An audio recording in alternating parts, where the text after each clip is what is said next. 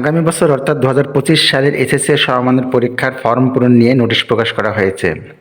বিজ্ঞপ্তিতে বলা হয় 27 নভেম্বরের মধ্যে নির্বাচনী পরীক্ষার ফল প্রকাশ করা হবে। আর নির্ধারিত ফির অতিরিক্ত কোনোভাবেই আদায় করা যাবে না। এ সংক্রান্ত কোনো অভিযোগ পাওয়া গেলে সংশ্লিষ্ট প্রতিষ্ঠানের বিরুদ্ধে বিধি অনুযায়ী ব্যবস্থা গ্রহণ করা হবে।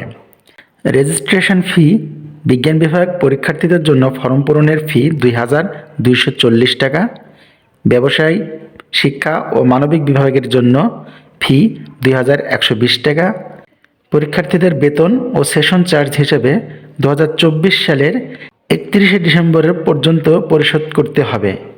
কোনো পরীক্ষার্থী নবম ও দশম শ্রেণীর মোট 24 মাসের বেশি বেতন নেওয়া যাবে না।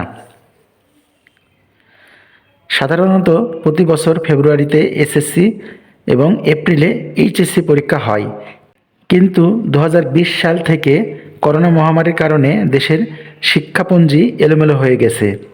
চলতি বছরও এসএসসি পরীক্ষা শুরু হয়েছে 30 এপ্রিল। 2025 খ্রিস্টাব্দে এসএসসি ও সমমানের পরীক্ষার ফর্ম পূরণ শুরু হবে আগামী 1 ডিসেম্বর।